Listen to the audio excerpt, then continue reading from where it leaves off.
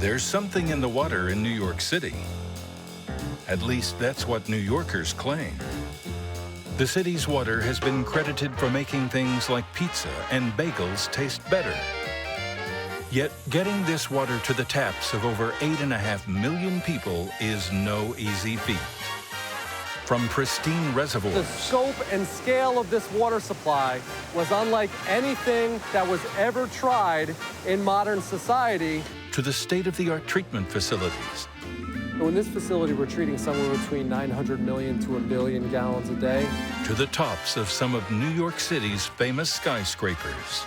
My dad always said that Paris has the Eiffel Tower, Pisa has the Leaning Tower, New York has the Water Tower.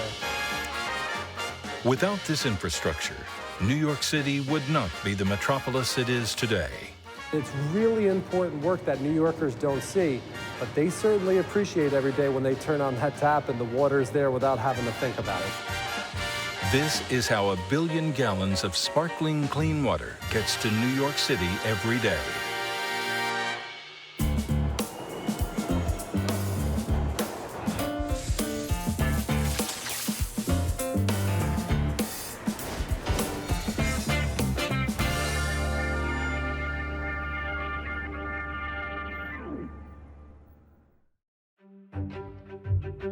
While most of the city's water infrastructure is hidden from view, there is at least one very visible piece. It's a famous New York icon and a business that is still very much thriving today. Water tanks. Hi, I'm Henry Rosenwalk, 5th generation of Rosenwalk tank. So my great-grandfather, Harris Rosenwalk, bought a barrel company in the 1800s and converted that at the time into the Rosenwalk Tank Company, which is the company you see today. From that point on, it's been passed down from father to son. My father always said without water tanks and Rosenwalk, that New York City would go dry. If you ever go down in the street and you speak to a tourist or someone who's not from New York City and they look up and they see these wood water tanks, they may think it's some archaic, non-functioning water tank on top of a building, when in fact it's the heartbeat to the building. It's the most vital piece of equipment maybe on the roof. These wooden water tanks that dot New York's skyline provide drinking water, fire suppression, or both to buildings 6 stories or higher. They are built to last 30 years or more. With so many tanks to maintain, Rosenwalk tanks spend several days a week tearing down old tanks and replacing them with new ones. You can't afraid of heights, otherwise you can't do this job. C.J. Adonis has been working with Rosenwalk tanks for 17 years. I'm from Guyana, and where I'm from, buildings is not this tall. And when I come to this country, I was amazed of all these big skyscrapers. And when I started working on the water towers, it was amazing to me. Some people have to pay for the view. I'm seeing the view free every day.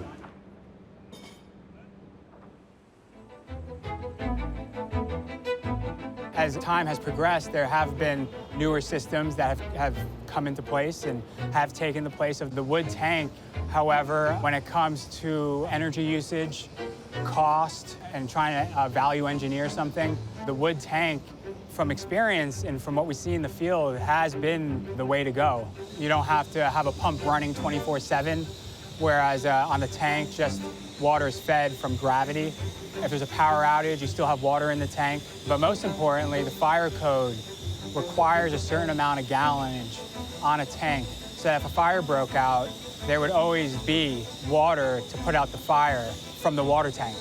My dad always said that Paris has the Eiffel Tower, Pisa has the Leaning Tower, New York has the Water Tower.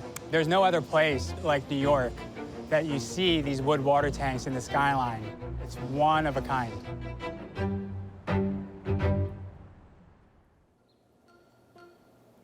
While some call it the champagne of water today, New York's water supply was once quite the opposite.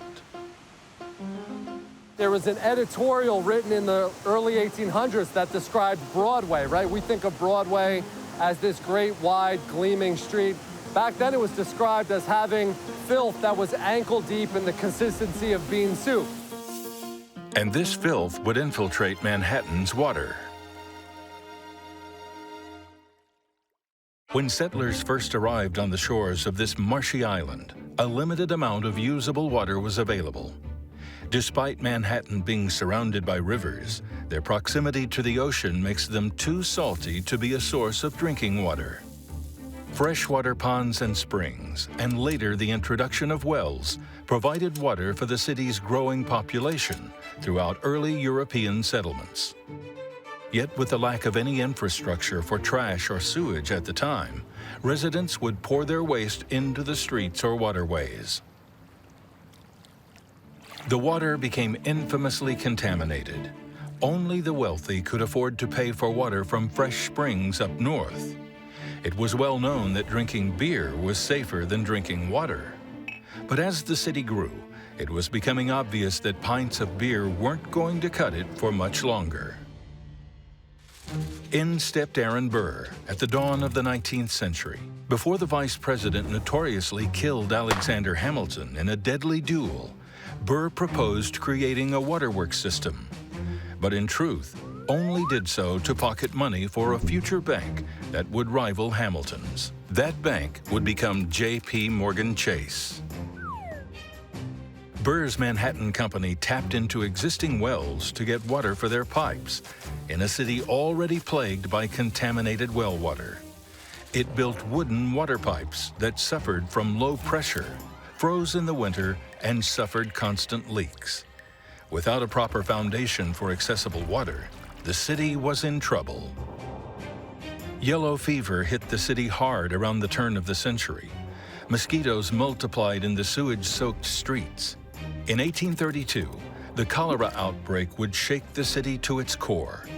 The disease swept through Manhattan, spreading through water or food. The epidemic would claim thousands of lives. The tipping point was the Great Fire of 1835, which destroyed nearly 700 buildings in Manhattan. Firefighters couldn't tap into any of the frozen water sources during the cold December night, and many watched helplessly as it tore through 17 city blocks. By 1837, work was finally underway to engineer a system that would provide New York with a fresh supply of water. Not even 50 miles from the city, a water source was waiting to be tapped. The old Croton Dam was completed in 1842.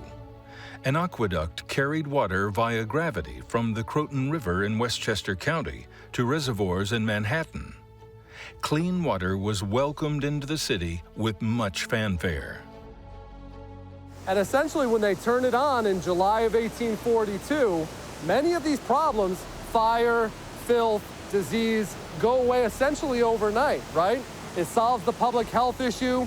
The gravity-fed nature provides pressurized firefighting the way we think of it today, and they're able to keep the city healthy and clean. When the Croton system was first built, it was much smaller than the Croton system we have now. Eventually, the city outgrew that system and it had to expand it. And the first thing that it did was it began by building this dam here, which made the Croton Reservoir a lot larger. It built some other reservoirs upstream, and it actually built a second aqueduct, the New Croton Aqueduct. It was actually part of an expansion that matched the need to quench the thirst of more and more New Yorkers as the city was growing. So we're here today at New Croton Dam. When it was built in 1905, it was the biggest dam in the world. And as you can see, it was built with this beautiful spillway that people come from all over to enjoy, because sometimes Mother Nature gives us a little more water than we can hold on to. Today, New York City receives 10% of its water from the Croton system. So even though this system dates back 179 years, it's still important to New York City today to bring that clean, potable, delicious water that New Yorkers are used to. And they made it very clear that their goal was not just to build a water supply to allow for the growth and public health of the city, but their goal was that this water supply was going to be New York City's contribution to the great public works of the great societies of the history of the world. And that was what they set out to do. And when you look at the dams from that time, they're not just great structures in the sense that their sound and the engineering on them was great, but they were also built to look beautiful and to be stunning showpieces to what New York City was capable of accomplishing when it mobilized all of its talent and its abilities to essentially provide a necessary utility to its citizens. Without water, no community, small, medium, or large, can survive.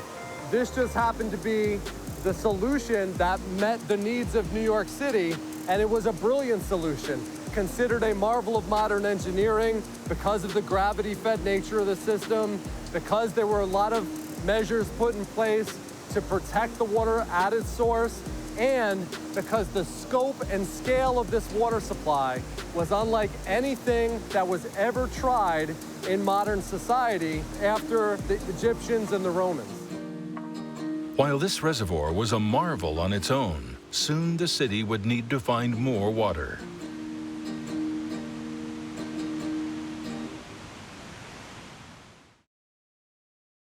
By the end of the 19th century, the city, as we know it today, began to take shape. The 5 boroughs consolidated to form the city of Greater New York. And its population began to soar, growing by about 115,000 people per year. By 1904, New York was home to 4 million. The city barely escaped a water shortage more than once during this time. The New York City Board of Water Supply was created in 1905 and tasked with finding another source of water, at whatever cost. Many towns in upstate New York were claimed via eminent domain.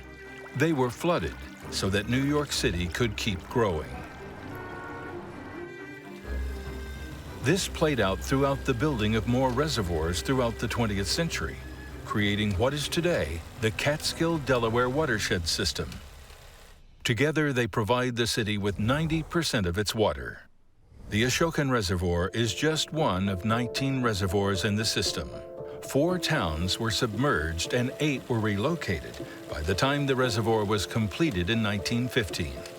More than 2,000 people were forced out of their homes, often without fair compensation or ample notice. 32 cemeteries were excavated and moved. The city even paid community members $15 to move their dead elsewhere.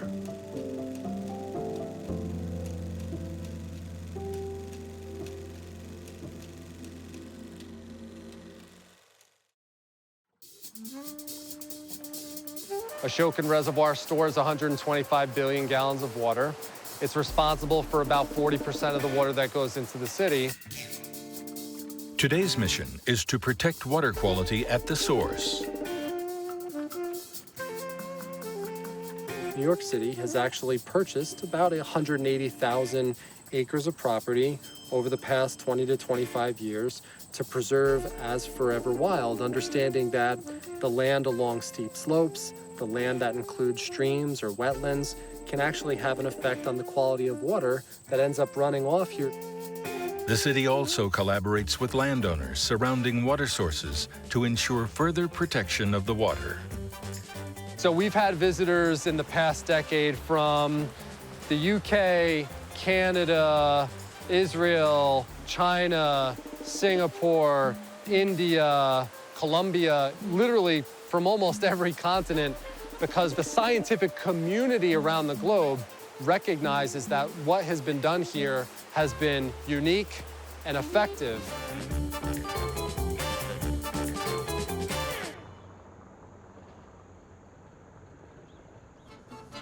Maintaining water sources like this requires careful work by water quality field scientists like Caitlin Corin. She begins her day at the Department of Environmental Protection Office in Kingston, New York, about 100 miles outside the city.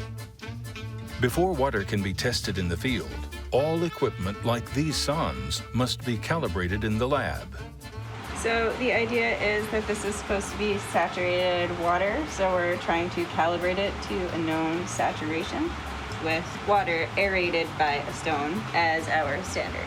And these allow us to continuously monitor other parameters such as turbidity and FDOM and algae, which are some really important parameters for understanding how our water bodies work. Scientists then travel to the source itself, where they may pay a visit to a robo-hut where they can monitor water quality. This data logger is storing the data that's coming up from the stream every 15 minutes. We have remote telemetry in here, so we can access it from far away. So if there's a storm or some other event going on, if it is hard to get here, we can actually look at what's going on in the water. Nearby, another scientist, Justin Zimmerman, is testing the water and gathering samples at the creek. Our scientists are going out and taking bottles like this and grabbing about 60,000 samples a year, okay? And then they take them back to the lab and they're analyzed 600 to 700,000 times a year. That means we're testing it almost 2,000 times a day. You're talking about a massive amount of data that we're gathering, interpreting, and using to make decisions about how we operate the water supply. All the decisions we make are based on sound science. This is the sound science. But there are several more layers of protection the water must go through.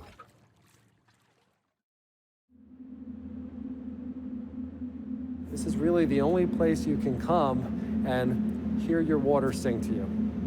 Because as the water runs through these units, runs through these pipes, runs through the baffles, it creates this little hum. Don't stay too long, it'll turn your brain to pea soup. No, it won't do that. The city prides itself on having one of the only sources of unfiltered water in the country. It is only treated with chlorine, fluoride, food-grade phosphoric acid, and UV lights at facilities like this one, the Catskill, Delaware UV Treatment Facility in Westchester County, New York. So in this facility, we're treating somewhere between 900 million to 1 billion gallons a day. The water flows into one of the 56 tanks, each one equipped with 210 UV light bulbs. As it flows through at 1.5 meters per second, the light kills waterborne pathogens that could make humans sick. This facility, like all our facilities, are built not for the city we have today, but the city we might have 100 years from now, right? So this was built to treat more than 2 billion gallons of water. We only use less than 1 billion. Another facility located underneath a golf course in the Bronx treats water from the Croton system in this same way. We're just taking a process that happens in nature because the wavelength of UV light that we're using in these units exists naturally from the sun. We're just replicating that here in a facility for the very specific purpose of disinfecting this water so that it's clean and safe to drink. It's like a tanning booth on steroids, right? I mean, you could not go in there, open your eyes, and not suffer damage to your vision. It's very, very, very bright. The Department of Environmental Protection must think about not only providing water for the city, but also protecting it and maintaining these systems. We have a bank of hundreds and hundreds and hundreds of car batteries that will run this place for a period of time to ensure the generators kick on, because we don't want to go 1 second without making sure that the water is treated with this light. That's how redundant we think, right? We have to think that way. We're protecting the biggest city in the country. We've got to take that seriously. A facility like this has thousands and thousands of maintenance tasks being performed by city employees to ensure that this water supply runs reliably every single day. And it's really important work that New Yorkers don't see, but they certainly appreciate every day when they turn on that tap and the water's there without having to think about it. After the water is treated, it can then continue its journey to the city. Water reaches the city via 3 main tunnels, aptly named Water Tunnels 1, 2, and 3. The first 2 began operating in 1917 and 1936, respectively. The third has been in use with different sections, opening in 1998 and 2013. It is just now nearing its final stages of completion after more than 50 years of construction. It is the most expensive capital project the city has ever taken on, with the price tag of $6 billion. The tunnel will serve as a backup because if something were to happen to water tunnels number 1 or 2, millions of people would go without water. The completion of tunnel number 3 will also allow the city to shut down another tunnel for repairs. 24 people have died during construction of the 3rd tunnel. Despite its international fame, New York's water system doesn't come without its share of problems. In the early 1990s, leaks were discovered in the Delaware Aqueduct. The aqueduct is tasked with providing the city with 500 million gallons of water a day, yet it has been leaking 20 million gallons every day for the past 30 years. A solution with a $1.2 billion estimated price tag has been in the works for years. The Delaware Aqueduct Bypass Tunnel will allow the city to drain the main aqueduct for repairs and reroute the water around the damaged tunnel. Climate change also proves a threat to New York City's water supply. Droughts have been carefully monitored over the years. But the real problem the region will face is increased rainfall and frequency of storms. This could lead to more turbidity in the water supply, which is essentially muddy water. The city is already coming to grips with this reality. But planning for the future of New York City's water has always been part of the job. We know that New York City's water is heralded around the world as being some of the best water anywhere. But certainly it doesn't happen by accident, right? A lot of planning, decades, centuries of planning went into building this system, and that planning goes on to this very day. Planning for the infrastructure work that we need to do not only 10 years from now, but 50, 60 years from now to ensure that the water supply stays in good operating condition, in good state of repair.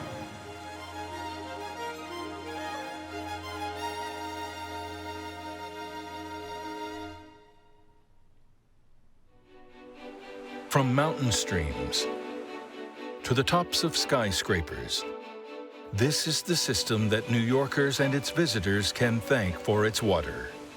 The system is unbelievable, I would say. And I'm so proud to get to work with a company like this and for the system. That's only if they ever stop to think about it. As a New Yorker, we are very fortunate to have running water. It's something we do take for granted every day. We're sort of the great silent service. You wake up in the morning to brush your teeth, take a shower, make your coffee. You turn that tap, the water has been there every single day since 1842. We take a lot of pride in that. If we're doing our job right, New Yorkers should never have to think about where their water is coming from or the quality of the water.